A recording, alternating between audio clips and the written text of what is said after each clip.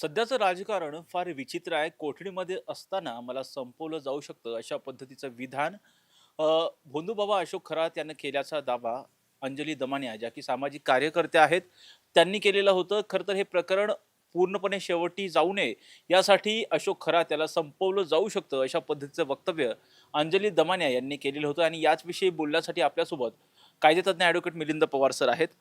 Sir, सध्या एक high profile प्रकरण आहे, ज्या प्रकरणामध्ये अक्षरशः महाराष्ट्राची मान शरमेने खाली गेली आहे आणि ते प्रकरण म्हणजे भोंदूबाबा अशोक खरात प्रकरण.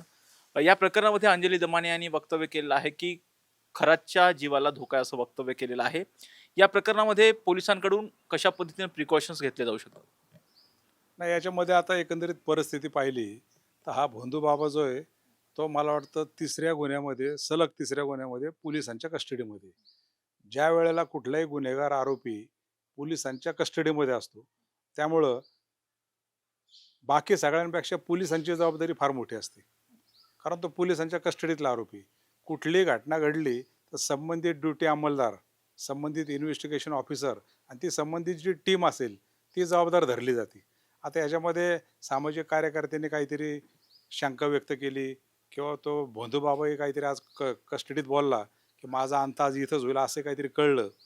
बरोबर आहे. अशी जर काही गोष्टी घडल्या असतील, तर निश्चित त्या भोंदूबाबाला काहीतरी कुणकुण लागले असेल. कारण ह्या प्रकरणाचं आपण मुळापर्यंत गेलो, तर हे प्रकरण हे फार डीपमध्ये आहे. आत्तापर्यंत अनेक व्हिडिओ आले, अनेक महिलांचे वेगवेगळे व्हिडिओ समाज माध्यमावर फिरतायत. अनेक नेते मंडळी त्यात इन्व्हॉल्व इतके काय आहे, अशी देखील चर्चा, शंका. आता तपास कसा न्यायचा पोलिसांचा अधिकार आहे. पण संबंधित जर कोणी नेते मंडळी यामध्ये खरंच इन्व्हॉल्व असतील आणि त्यांना जर हे प्रकरण संपवायचं असेल, तर अशा प्रकारचा धोका होऊ शकतो. कारण का? आपण काय पोलिसांवर आरोप करत नाही. पोलिसांच्या बाबतीत शेवटी पोलीस हे कायद्याचे रक्षक आहेत. आज तुम्ही आम्ही जे काही रस्त्यावर फिरतो ही सगळी पोलिसांचीच कृपा आहे. पण सगळे पोलीस सारखे असतात का? नाही. एखादं कोणीतरी काय करतो आणि सगळं पोलीस दल बदनाम होतं. आपण जर पाहिलं तर बदलापूरमध्ये एक 6 महिन्यापूर्वी प्रकरण घडलं.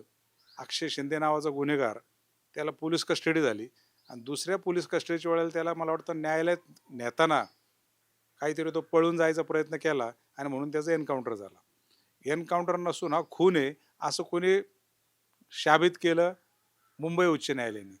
नंतर सुप्रीम कोर्टापर्यंत पोलीस गेले आणि शेवटी सुप्रीम कोर्टने सांगितलं की ह्याच्यामध्ये रीतसर खुनाचा गुन्हा दाखल केला. धाराशिवचं प्रकरण पाहिलं, कस्टडीमध्ये एका दलित युवकाचा डेथ झाली. हा देखील असा प्रकार घडलेला आहे.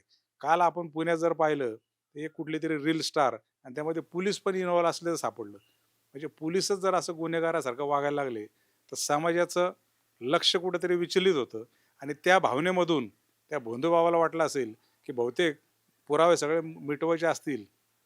मे बी असंही घडलं असेल, की मला वाटतं तो 5-6 दिवस पोलीस कस्टडीमध्ये.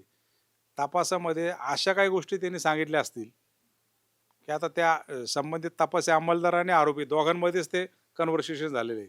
आयोला तर सगळं माहिती की हा काय-काय माहिती सांगतोय.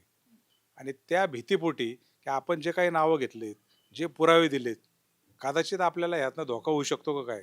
आणि म्हणून त्याने ती शंका व्यक्त केली असावी, असं मला एक वकील म्हणून मला वाटतं. सर, अशा पद्धतीने ज्यावेळेस हाय प्रोफाईल केसेस असतात, त्यावेळी पोलिसांकडून असेल किंवा कोर्टाकडून कशा पद्धतीने ह्या हे जे संशयित आरोपी असतात त्यांच्या बाबतीमध्ये खबरदारी घेतली जाऊ शकते? कारण हे हाय प्रोफाईल प्रकरण आहे. या प्रकरणामध्ये अशोक खरात याचे अनेक मोठ्या राजकीय नेत्यांशी जे आहेत ते कॉल झालेले होते, असं सुद्धा अंजली दमाने यांनी त्यांच्या सीडीआर रिपोर्टमधून पुढे आणलेलं आहे. कशा पद्धतीने प्रिकॉशन्स घेतले जाऊ शकतात त्यांच्या सुरक्षेच्या दृष्टिकोनातून आरोपीच्या संशयित? नाही, नाही, प्रिकॉशन म्हणजे आरोपीला एकदा अटक केली, की त्याला रीतसर न्यायालयासमोर न्यायला लागतं. न्यायालयासमोर नेल्यानंतर संबंधित न्यायाधीशांचा संबंधित आरोपीला पहिला प्रश्न असतो, "तुझी पोलिसांच्या विरुद्ध काही तक्रार आहे का? तुला पोलिसांनी मारहाण केली का? इल ट्रीटमेंट दिली का?"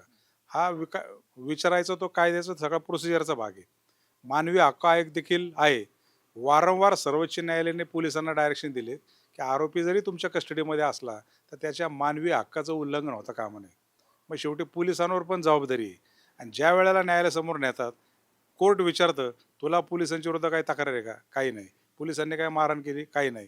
आणि मग पोलिसांचं संबंधित आरोपीच्या वकिलांचं आर्ग्युमेंट्स ऐकलं जातं आणि त्याला पोलीस कस्टडीमध्ये ठेवण्याचा त्याला तो हुकूम केला जातो. आता एकदा ठेवल्यानंतर as per the direction of court त्याला पोलीस कस्टडीमध्ये ठेवलेला असतो. त्यामुळे संबंधित तपासी जी टीम आहे, पूर्ण जबाबदारी त्या पोलिसांची असते. मग अशा वेळेला पोलिसांना त्याला मेडिकलला न्यावं लागतं. कस्टडीमध्ये त्याला कुठं काय बी-पी लो झाला, हाय झाला, शुगरचा पेशंट असेल, पूर्ण जबाबदारी ही सगळी पोलिसांची असते. वारंवार पोलीस त्याला मेडिकलला घेऊन जातात. त्याला खाणं-पिणं त्याच्या बाकीच्या गोष्टी शेवटी जोपर्यंत तो आरोपी गुन्हेगार शिक्षेचा आरोपी म्हणून होत नाही, तोपर्यंत तो एक अंडर ट्रायलचा आरोपी असतो आणि पोलीस कोठडीतला आरोपी असतो. त्या म्हणजे मानवी हक्काचं उल्लंघन न होता त्याला पोलिसांना त्याला ट्रीटमेंट द्यावी लागते.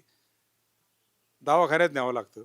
त्याचा आहार जो काही असेल, त्याच्या गोळ्या असतील, त्याच्याकडे लक्ष द्यायला लागतं आणि यामध्ये काही घडलं तर शेवटी पोलीस जबाबदार असतात आणि जे काही सगळं घडतंय, प्रत्येक गोष्टीची स्टेशन डायरीला एंट्री करायला लागते.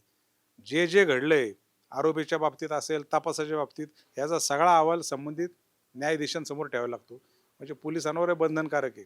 पण यामध्ये कसं बऱ्याच वेळेला काय घडतं, की संबंधित टीम जी असते, संबंधित टीम ती प्रॉपर इन्व्हेस्टिगेशन, तपास, ते काळजी घेणं सगळं करत असतं. पण बाहेरून जर काही प्लॅन शिजला असेल, ते कोणालाच कळत नाही आणि मग कुठेतरी एन्काउंटर होतो, बाकीच्या गोष्टी घडतात. संबंधित जे असतात त्यांना ड्युटीवर त्यांना माहीत नसतं.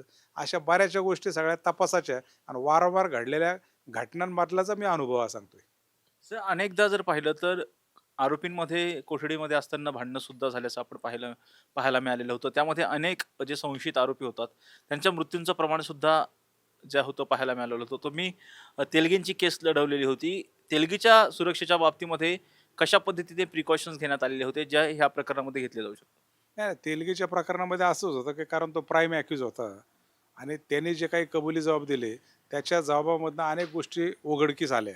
संपूर्ण देशभरात जो काही बनावट मुद्रांक जायचा, त्या संदर्भातल्या त्या गोष्टी झाल्या आणि साहजिक तेलगीलाही असं वाटत होतं, की माझा कोणीतरी आतमध्ये बळी घेऊ शकतील आणि मग त्या वेळेला आम्ही न्यायालयासमोर अर्ज करायचो, की त्याच्या जीवाला भीती आहे. मग कोर्ट डायरेक्शन द्यायचं, की त्याला पूर्ण काय असेल ती सुरक्षा, बाकीचं वकिलांना भेटीला द्या. आता त्यावेळेला सीसीटीव्ही नव्हते, पण आता सीसीटीव्ही आहेत. ह्या भोंदूबाबाला जिथं ठेवलं आहे, ते सीसीटीव्हीच्या निगराणीखाली देखील तपास व्हायला पाहिजे. एक वकील म्हणून मला असं वाटतं आणि ह्या सगळ्या प्रिकॉशन जर घेतल्या, तर भोंदूबाबा जो संशय व्यक्त करतो, तशी घटना घडणार नाही, असे वकील म्हणून मला वाटतं. म्हणजे हे जे संशयित आरोपी असतात, ते कोर्टापुढं म्हणजे जज साहेबांपुढे सांगू शकतात का, की माझ्या जीवाला धोका आहे. त्यानंतर जज साहेब काही असा निर्णय वगैरे किंवा त्यांच्यासाठी वेगळी सुविधा वगैरे उपलब्ध करून देणं असं काही घडत असतं? नाही, आता यामध्ये कसं घडलंय, की सामाजिक कार्यकर्ता दामने मॅडमने म्हणजे आरोप केलेत, की त्याच्या जीवाला धोका होऊ शकतो. आता असंही कळतं, की स्वतः भोंदूबाबांनी सांगितले, की माझा मृत्यू आता इथंच आहे. त्याला काहीतरी जाणवलं असेल. आता ते खरंच धोका आहे का त्याच्या डोक्यात वेगळा कुठला प्लॅन आहे, हा त्यालाच माहिती. मग अशा केसमध्ये आता दुसरी पॉसिबिलिटी काय आहे, की त्याला समजा पोलीस कस्टडीसाठी न्यायालयासमोर हजर केला. स्वतः न्यायाधीश विचारतात, "तुला पोलिसांच्या विरोधात काही तक्रार आहे का?" त्याने सांगायला पाहिजे, "हो." "काय तक्रार आहे?" "मला भीती वाटते. मला हे मारतील." "पोलिसांनी मारहाण केली का?" "हो." "का मारहाण केली?" "की तू हे सगळं सांग. तपासामध्ये काय काय घडले किंवा तू हे नावं घे." जे काही घडलं असेल, जर पोलिसांनी कायद्याचं उल्लंघन करून बेकायदेशीर गोष्टी कोठडीमध्ये केल्या असतील, तर याचा जो काही डिस्क्लोजर आहे, जे काही बोलायला पाहिजे, ते संबंधित आरोपींनी न्यायालयासमोर. न्यायालयासमोर बोलल्यानंतर न्यायालयाला संबंधित आरोपींनी दिलेली माहिती, दिलेलं स्टेटमेंट तात्काळ तिची दखल घेऊन त्याची एंट्री करून ऑर्डरमध्ये त्याचं ते सगळी ती नोंद होती आणि पुढचे डायरेक्शन पोलिसांना देतात. ह्याची मेडिकल करा, बाकीच्या ज्या काही गोष्टी आहेत त्याला प्रोटेक्शन द्या, त्याला काय होणार नाही त्याची ती काळजी घ्या. अशा प्रकारचे आदेश संबंधित न्यायाधीश देऊ शकतात. पण त्या आरोपीने तक्रार केली तर. पण आरोपी जर म्हटला माझी काही तक्रार नाही, तुला पोलिसांनी मारहाण केली का? मारहाण काही केलेली नाही. मग तसं जर कोर्टापुढे स्टेटमेंट आला असेल आणि आता तो कोठडीत मला काहीतरी माझा अंत इथंच होणार आहे, हे स्टेटमेंट देत असेल, तर एक वकील म्हणून मला असं वाटतं, की ते स्टेटमेंट हे कॉन्ट्राडिक्टरी. त्याला खरंच भीती असेल, त्याने वकिलांना सांगितलं पाहिजे, न्यायालयासमोर तसा अर्ज केला पाहिजे. तुला का भीती वाटते? तुला का धोका वाटतो? किंवा तुझ्या मनात काय आहे? मी पोलिसांना तपासात काय सांगितलंय, की मी हे हाय प्रोफाईल नावं, त्यात अनेक मंत्री आहेत, अनेक आमदार आहे. मी जर हे बाहेर केलं, तर अख्खं मंत्रिमंडळ कोसळू शकतं. हे आरोपी म्हणून मलाच माहिती आहे आणि मी हे सगळं पोलिसांना सांगितलंय आणि मे बी माझ्या दिलेल्या माहितीवरनं माझाच बळी घेतला जाऊ शकतो अशी मला भीती वाटते. मग हे जे स्टेटमेंट आहे संबंधित आरोपीने न्यायालयासमोर ठेवलं तर हे कुठेतरी न्यायालयीन पटलावर येईल आणि पुढं काय व्हायचं तर तपासामध्ये निष्पन्न होणारच आहे. पण एका आरोपीचा म्हणजे निकाल लागण्याआधी त्याचा अंत थांबू शकतो, असं एक वकील म्हणून मला वाटतं. सर सध्या हा जो खरात आहे त्याला ज्यावेळेस कोर्टामध्ये यापूर्वी नेलं जात होतं, परंतु आता त्याला व्हीसीद्वारे कोर्टामध्ये हजर केलं जाते. नाही म्हणजे आता हे ज्या गोष्टी घडल्यात ना, की माझा अंत आता इथंच होणार आहे किंवा दामाने मॅडम जे बोलल्या, म्हणजे त्याला हे सगळं आता पुष्टी देणार आहे. म्हणजे संबंधित तपास यंत्रणेला आता जाणवलंय, की आपण जर ह्याला ओपनली घेऊन गेलो, बरोबर आहे. एन्काउंटर पोलिसच करतील असं नाही. कोठडीमध्ये नेताना बाहेरचेच कोणतरी फायरिंग करेल, मारेल त्याला. बिनकामाच्या आपल्या नोकऱ्या जायच्या. तर ते पोलिसांना सुद्धा त्याची कुणकुण लागली असेल आणि म्हणून त्याला सेफ म्हणून व्हीसीवरून हजर करायचं. व्हीसीवर नेताना प्रवास वाचतो. बाकीच्या काही इल्लीगल गोष्टी घडणार असतील, हल्ला होणार असेल, त्या गोष्टी वाचतात आणि म्हणून पोलिसांना देखील कुणकुण लागली की काय, म्हणून त्यांनी व्हीसीवरून संबंधित आरोपीला हजर केलं असावं, असं मला वाटतं. कारण का, ज्या वेळेला भोंदूबाबाला अटक केली, त्यावेळेला पर्सनली त्याला 2-3 वेळा कोर्टामध्ये नेलं. ते सगळे व्हिडिओ आपण टीव्हीला बघतोय. आता जर व्हीसीवरून हजर केला असेल, तर एक वकील म्हणून मला असं वाटतं, की पोलिसांना देखील साशंकता म्हणजे चिंता वाटली असेल, की ह्याला आपण पर्सनली नेलं तर घातपात होऊ शकतो आणि म्हणून न्यायालयाला सांगून, न्यायालयाची परमिशन घेऊन त्याला व्हीसीवरून हजर केलं असेल, असं एक वकील म्हणून मला वाटतं. अर्थात हे होते कायदेतज्ञ ॲडव्होकेट मिलिंद पवार. सर सध्या जर पाहिलं तर अंजली दमाने यांनी जे वक्तव्य केलं होतं, की भोंदूबाबा अशोक खरात त्याच्या जीवाला धोका आहे. याच विषयी आपण ॲडव्होकेट मिलिंद पवार सर यांच्याशी चर्चा करत होतो. त्यांनी असं सांगितलेलं आहे, की जर अशोक खरात त्याच्या जीवाला धोका असेल तर त्यांनी तशा पद्धतीने जे आहेत हायकोर्टाच्या कोर्टाच्या निदर्शनाची बाब आणून द्यायला पाहिजे आणि त्यानंतर कोर्ट या बाबतीमध्ये योग्य ते निर्देश देतील. व्हिडिओ जर्नलिस्ट शिवाजी साळुंकेसह राजरत्न सोंधे, टॉप न्यूज मराठी, पुणे.